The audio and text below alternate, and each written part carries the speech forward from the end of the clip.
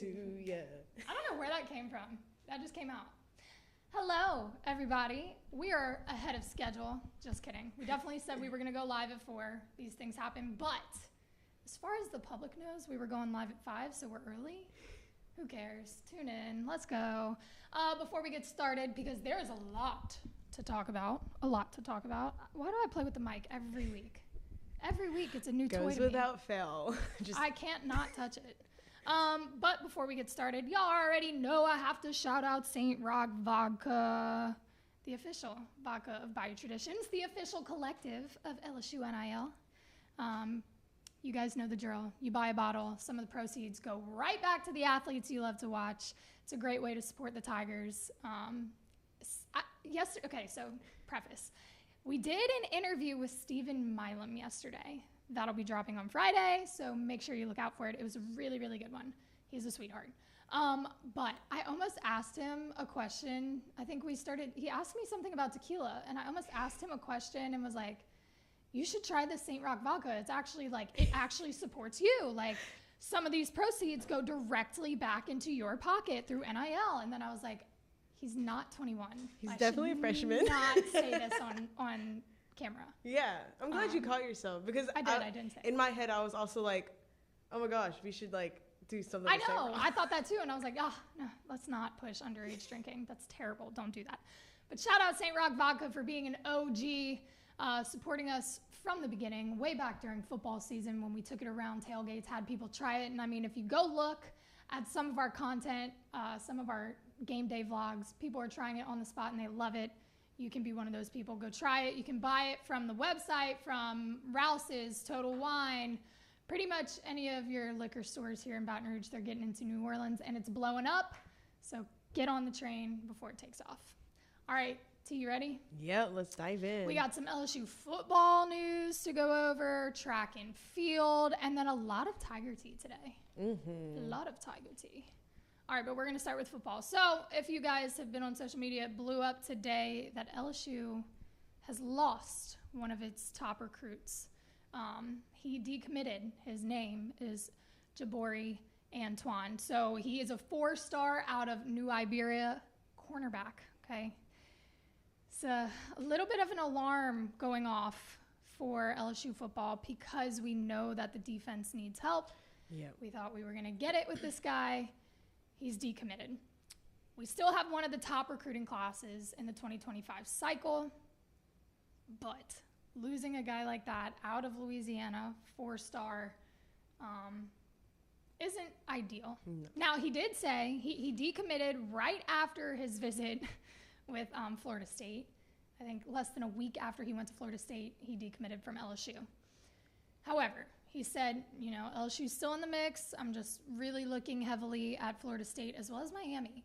So not completely out of the question, but again, raises some red flags of, oh shit, did we just lose somebody that could be a big piece of our defense? As we're talking about DBU making a return and Brian Kelly comes in and gets the staff right and recruiting's going well. You don't like to see...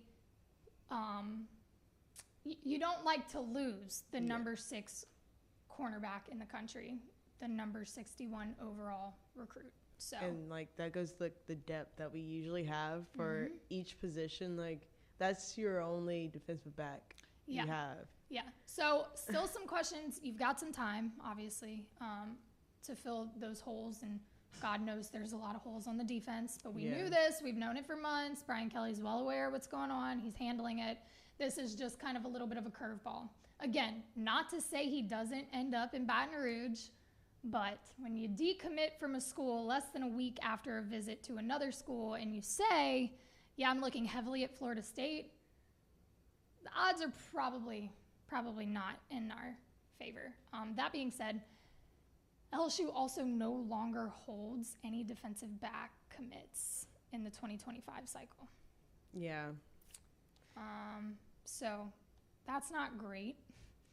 We've got some work to do, got some things to go back to. But I will say this, the recruiting class is still great. Still, I believe the number 2, according to On3, the number 2 recruiting class in the country. Different polls have us at different places, but we're up there in all of them. One guy, I was going to say one guy doesn't make a difference, but it does, especially in recruiting. But I don't see LSU's recruiting class dropping too far. No, I don't think so either. So there's your LSU football update. We'll continue talking football as we go through the off season and more recruiting news comes in. I'll be honest with you, I'm not a big recruiting person. No. There's too much going on at all times, and there's so many people involved. Yeah, there's too many high school players, too many small puzzle pieces to try to figure it all out. It's part of the job, so we have to cover it. So when we catch wind of some more recruiting news, we'll make sure y'all know about it. Let's switch over to some track and field. We don't talk about track and field enough, but we should, because it is impressive, the products that LSU puts out in track and field. Impressive. So the Olympic trials in Eugene, Oregon, start on Friday. LSU has 22 former and current track and field stars heading to Eugene, Oregon to compete to represent the U.S. in the Paris Olympics. 22. So in Oregon, they'll do 8 days of competition. It's a 10-day kind of thing. They'll have 2 practices in the middle, but 8 days worth of competition. The top 3 finishers in each event will represent the U.S. in the Paris Olympics. Like I said, 22 from LSU, 14 former LSU Tigers, and 8 current track and field athletes from LSU who were on the team this past season. 8 of them are heading to Oregon. I am so curious to see how many make it through the trials. I'm pretty sure it's going to be a lot anyway. Like, it's going to be insane. Our team, especially the women's track and field. Dude. Okay, so I have some more here. Some more context of like who's going. So on the women's side, you have Micaiah Briscoe, Michaela Rose, Charlene Lipsey, Tanea Marshall, Aaliyah Armstrong, Leah Phillips, Cassandra Tate, Shania Bellamy, Morgan Smalls, Trinity Spooner, and Rebecca Wales. And on the men's side, you have Brandon Hicklin, Terrence Laird, Sean Burrell, Raven Gray, John Meyer, and Johnny Jackson. So all of those are current and former LSU athletes headed to Oregon. And then from your former LSU athletes, some names you will probably recognize here: Aaliyah Hobbs, Lolo Jones, Javon Harrison, and Vernon Norwood. They're all headed back. They've all been to the Olympics before. Hobbs, Harrison, and Norwood, pretty up there in their odds to get through. They're some of the favorites, as well as Sha'Carri Richardson. Yes, the fastest woman in the world. Her last meet was phenomenal. Dude, broke her own record. Dude, again. Constantly. She is constantly, like, we talk about a lot here at Culture Media and Valley Vision, like 1% better every day, 1% better every day. This woman does not stop. At all. Somehow she continues to do exactly what you just said. Just break records, break her own records, break other people's records. It's insane. So she's a 2-time gold medalist from the World Championships. That was last summer? Yeah, because she was deemed the fastest woman in the world when she broke those records. That was in Hungary? I'm trying to remember because we covered it. I remember it happening. Yes, she won the 100-meter in Budapest, Hungary. And she holds the title of world's fastest woman. She's also ranked as the #1 short sprinter in the world by World Athletics. So I honestly feel like she doesn't get as much press as she should. Like, I don't know. Ever since her incident that happened, I feel like a lot of people just like stop believing in her. We can talk about it. Yeah, well, we can talk about it. And she's talked about that. So y'all know she lit up on a drug test for cannabis, got disqualified, couldn't compete. It was a whole thing. She's talked in the media about it before. She had some strong words to say, and kind of going to your point, like kind of just got pushed aside, and nobody didn't get enough support, or didn't get the support she deserved. So when she won in Hungary for God, that was August, July, whatever. When she was named the fastest woman in the world, it was like a comeback story kind of thing. But you're right. I don't think a lot of these athletes get enough coverage. And granted, it's the way of the world. You know, you have your big sports, football, baseball, World Series is going on. Like, you've got bigger things that more people are drawn to. But if we peel back some layers, especially here in Baton Rouge, there's a lot of impressive stuff going on under the radar. Oh, there was like one track meet where I feel they gave out some type of sunglasses, and it was like not just any type of sunglasses. They were kind of expensive. Shane? Go ahead. I think it was Oakley sunglasses. They're handing out Oakleys at track meets at LSU? Well, because, trying to get people to go? Yeah, and it was just random. And like, my friend told me, he was like, yeah, I was going to go, but then I didn't, and then I saw that they gave out. They were handing out Oakleys. Yeah, because I think they're sponsored. They're sponsored by some sunglasses company, and they handed them out at the meet. They're trying to get y'all to go, and I mean, if that's not a reason, for any other reason, go support the athletes. Yeah, but like, get some shades. Come on. But so yes, Sha'Carri Richardson going. Hobbs and Norwood both already have Olympic medals, relay medals. They were part of the relay teams in Tokyo in 2020. But let's see, Norwood won a gold medal in the 4x400 relay, and Hobbs won a silver in the 4x100. What's up? Kentucky Lucky just said, I know he represents Sweden, but isn't the current pole vaulting world champion in LSU Mondo Duplantis? Correct. Yes, you are correct. Thank you for pointing that out. The Wi-Fi is not said Abby cannot look at the chat today. So Trinity, just keep doing exactly that. Yeah. If there are people here, y'all are hanging out with us. I appreciate you hanging out with us. I can't see you, but I appreciate you being here. Yes, you are correct. Mondo Duplantis comes from a very athletic family. His brother played baseball here. He did track and field here. His parents are, I believe, big in the track and field world as well. But yes, he is the world champion. He does represent Sweden. That's where his parents and his family is from. But he is a former LSU Tiger. You love to see the LSU Tigers all over the Olympics. By the way, TKN, Taryn Cloth, and Kristen Nuss will also be there for beach volleyball. They are ranked second in the world, but don't be surprised if they're chewing on gold. I will not be surprised. In fact, if I could bet on it, I would. That's funny, but what y'all don't know is we host their podcast. If you haven't seen it, you should definitely go subscribe to Small Talk and Tall Tales with Taryn Cloth and Kristen Nuss. They share a little bit of the other side of their life. They live together. They're best friends. One is like 6'6", one is 5'6". It's one great. One is engaged. But truly, like, they have beat all the odds, and their chemistry and their friendship, I think, is kind of the one thing that pushes them forward. It's incredible. I really, just to sum it up, would not be surprised to see them standing on the top of the podium with gold at the end of this Olympics. I 100% agree with you. Olympics. I don't have enough money to bet though, so yeah, no, I don't even know if you can. I'm sure you can with the way the world is going. You can bet on Gatorade color that's poured after a game. So only for big games, I think Super Bowl. But anyway, so yes, track and field. Those trials start on Friday in Oregon. 10 days, 8 days of competition. 22 former and current LSU players, LSU athletes competing to go represent the U.S. in the Olympics in Paris. It's incredible. Incredible. We'll keep y'all posted. Of course, next Monday, we will not know who's going because we'll be 3 days in. Yeah. But we'll keep y'all posted with any news we get.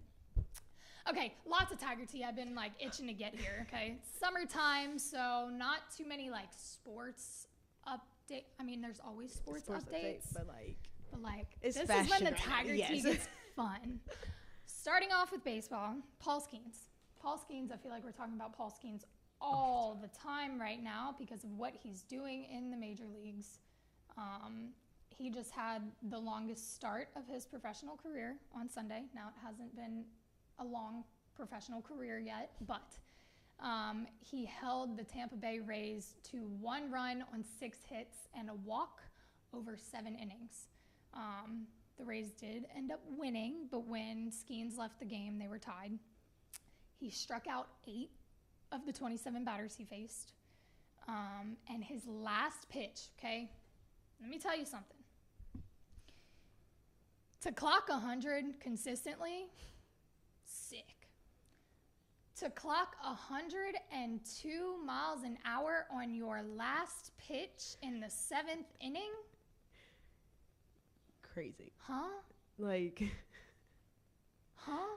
His pitch count was at 98, which tells you he was having a really good outing because from what I've learned covering baseball, your pitch count after each inning should be around 15 pitches, right? So 15, 30, 45. He gets to 7 and he's not even at 100 pitches. His last pitch of the game is 102 miles an hour. That's different. That's different. And it explains exactly why he's minus 190 to win National League Rookie of the Year. It's so funny. And Anthony Renato, who hosts Beyond the Box with me and has his own show, the Up and In Show, and also owns Culture Media. You guys know who Anthony is. Texted me this morning because months ago, like at the beginning of the season, Skeens had just gotten called up.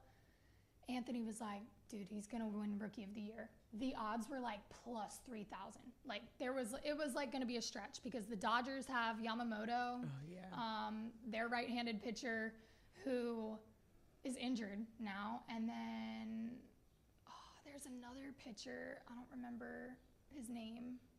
Anyway, he's been not doing well. Skeens is moving up. He's minus 190 to win Rookie of the Year. Anthony was so angry this morning. He was like, I freaking called it and I didn't bet on it because it was plus this. And I was like, dude. You got to trust your stomach sometimes. You should have known. And he's been a Paul Skeens advocate. Skeens was on the Up and In Show. Yeah. Yeah. If you haven't seen that, that's a great episode. It's from a while ago. But he's been saying that, like, Skeens is obviously one of the best pitchers, if not the best pitcher to come out of LSU, aside from Ben McDonald. But, like, he's going to be a great, like, a household name in the MLB. And in 8 starts in the majors, he's doing this. Yeah, and Carl Dunn even said that Skeens needs to be in the All-Star game. Yes, for sure, 100%. I know Pittsburgh is over the moon with him. Yes. Now, granted, I will say it's been a trend that the game Skeens starts. When he gets pulled, it goes downhill and they lose the game anyway. But y'all know the electricity of when Paul Skeens is on the mound. We felt it. We lost some games that he was on the mound, but we felt it, and that brings a different energy to your fan base. So, super exciting to see that he's minus 190 to win National League Rookie of the Year. And again, let me just, clarify. 98 pitches in 7 innings, and your final pitch is 102 miles an hour. That's different. Yeah. Speaking of different, Joe Burrow and Justin Jefferson walking for Vogue in Paris Fashion Week. I woke up to, somebody put it on their story, a video of them actually walking. First off, blacked out suits. Both of them look like, if they didn't play professional football. Model. Yeah. Like I studied that video. I was like, do they look awkward? Did they, like, what's going on? No. They look like they were models. And I started thinking, my brain just goes, and I was like, is this like from all the media training they had? Like maybe they're just used to like walking in places and having to like, no, what? They're just different. The athletes that come out of LSU is crazy. But yeah. Honestly, everybody who's an LSU fan knew that they belong on a runway anyway. Okay. Yeah. But I think it's so cool, like how you take these athletes, right, and they go play at the next level. And it's not often that you associate an athlete more with their college than with their professional team. Yeah. That happens a lot with LSU. Like I was just talking Paul Skeens. Yeah. Like LSU gets national recognition. Like you don't know every professional athlete's college. No. But you damn sure know where Skeens went. You know where Burrow went. You know where Justin Jefferson went. You know where Jamar Chase went. Like, it's crazy. But talking about doing things differently, We have 2 NFL players that full-blown Vogue models in Paris. And if you didn't know who they were, you wouldn't bat an eye that they weren't models. Yeah. So. But it's just like LSU sets up their athletes for more than just their professional career, because they know that one day that career has to end. Right. And you need all these different avenues, and you need to take different directions to build your own. For sure. And we've talked to some of the athletes here about that, like Anissa Morrow. I asked her, I was like, talk to me a little bit about how LSU, like, they don't try to change you. They don't try to, filter you. They kind of emphasize who you are and give you the platform to be who you are. And she talked a lot about that and how much they do for these athletes. Same thing with Angel Reese. Yep. They gave her, they tried to give her own, copyrighted brand, but I don't Bayou Barbie, but I know we're an LSU Sports show, and I'm probably a little biased because I went there and I grew up an LSU fan, but taking myself out of the picture and just looking at the facts, Joe and Justin are not on the same team. Nope. That correlation was LSU. The connection point there, and to have them walk together in Vogue was because they played on the national championship team together. It's not because they're on the same NFL team or they're best friends. I mean, they could be best friends, I don't know. But the connection there was LSU. Yeah. So LSU does a great job of marketing and branding. Allowing them to be people. And like you said, setting them up for other outlets rather than just their sport. Perfect segue into this last little bit of Tiger Tea. JaeJohnson, you already know. She doubles basketball player by day, rapper by night. That was too much. Sorry. It was perfect. But she's releasing an EP on Friday called Best of Both Worlds. Gave me a little bit of a Hannah Montana vibe, for those of you who know what I'm talking about. Living a double life. She's releasing that EP on Friday. But here's the kicker. Months ago, she was asked, who's your dream collaboration? Who would you want to work with? And one of the names she dropped, I guess she manifested, because she will be dropping a track with the one and only Lil Wayne on that EP. JaeJohnson and Lil Wayne, and she said it months ago. She said it would be a dream to work with him, and now it's happening. And she did an interview about it. How did this come to be? What? Yeah. It was actually WNBA legend Sue Bird who reached out / challenged Lil Wayne to reach out to Flau'jae and collab, and it happened. So this has got to be such a cool moment for Flau'jae. Her dad was a rapper, tragic passing with the shooting of Camouflage.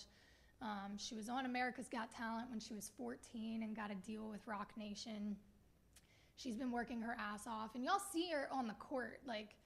She said whenever she got recruited, she talked to Kim Mulkey about, I want to pursue music as well. And Kim was like, what you do outside of my practices and my training on your own time, go. Be you. Yep. But when you're in my gym, you are my basketball player. So, and she has found a way to balance that so perfectly. I've brought this up quite often, but I think they played Southeastern. At Southeastern, she hopped on a bus and came back to Baton Rouge and did a show at Fred's that night. Wow. So she grinds. Yeah. So to see her evolution and she continues to put out music, and she's traveling and doing all kinds of stuff, and covering her months ago saying, it'd be a dream to work with Lil Wayne. Fast forward to now covering the fact that she's dropping a track with Lil Wayne on Friday is really surreal. So I can only imagine what it feels like for her. Also to tie in the Louisiana culture here. Oh, yeah. Okay. Wayne is from New Orleans. Holly Grove, the Holy Mecca, shout out. But God, you want to talk about culture? You're bringing in one of the greatest rappers of all time, who is from Louisiana, who is all about the Louisiana culture, and collabing on a song with a female college athlete who is on a national championship team, who is a part of an organization that is changing the landscape of college sports, who is showing little girls that you can do both, and you're bringing them together. Like, as a Louisiana native and an LSU fan, you feel so much pride. Yeah. At least I do, and I'm sure a lot of people feel that same way. It's a cool collaboration to see, and how paths cross, and two totally different icons and totally different like levels and worlds and backgrounds crossing to make this. And here's the really freaking cool part. She straight up said, you know, we're gonna do our music video at LSU. So she and Wayne are gonna record it at LSU, and she said, you know, I'm a Tiger till I die, and I want to give this to LSU and to the people to hold on to. Like, this collaboration, it's gonna be epic because she's here at LSU. Yep. And I don't want to say just because she's at LSU it's happening, because she, again, works her ass off. She would have found a way. But being in this setting, you know damn well they were working. They were working harder than Kris Jenner to make sure that this happened. They were. And it's happening. And it's, God, there's so many connecting points. Like, it's cool to see Flau'jae want to bring LSU, the brand, into it. We saw a little bit of it when she and Angel Reese worked with Cardi B, and they dropped the LSU line, and they were in the music video. But like, to have an actual LSU athlete collab with one of the greatest rappers of all time on LSU's campus. Yeah, and they were supposed to have, like, wasn't Lil Wayne supposed to come to LSU and do like some type of concert? Yeah, he was gonna do a concert a couple months ago. Yeah, that would have been dope. That would have been sick. Yeah, but like, I cannot imagine. It could happen now that they'll have a song together. I would not be surprised. But yeah, he was supposed to. But now, I mean, he really could come over here and do a concert. I do know. I think that Flau'jae, she was actually in between University of Miami and LSU. I think you're right. And it was because like the rap career, and because, you know, there's great resources out there in Miami, and there's amazing resources in Louisiana also. But that's just like how much she like had to really weigh out her options, because I mean, it's Miami. Yeah, you got all kinds of producers and whatever. Yeah, but I would say she made the right choice. No, 100%. I think she thinks she made the right choice too. Because I feel like Louisiana and the culture, and they actually support their fans. They want to see you grow as an individual. So it's a little bit more intimate here. Yeah, y'all, this is the whole reason we started Valley Vision, right? Mm-hmm.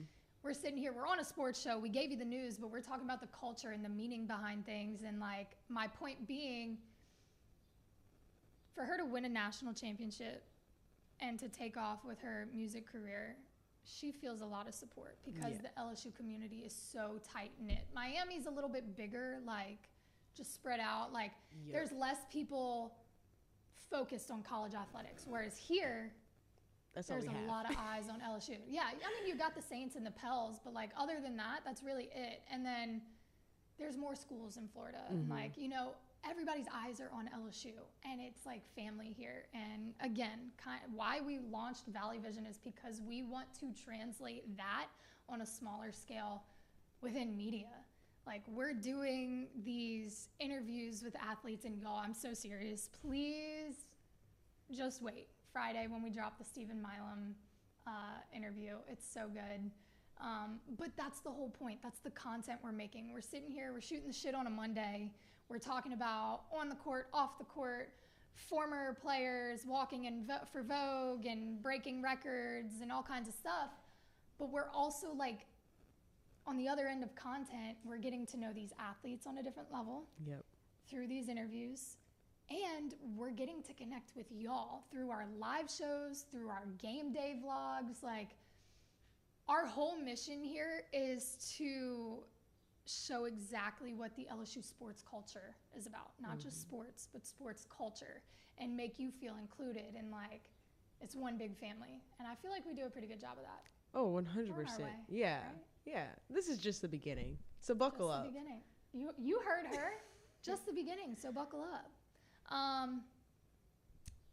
That's about all we've got. So just a reminder, got a couple cool things coming out this week from Culture Media. On the Up and In side, we've got Keith Hornsby, former LSU basketball player, as well as NBA player.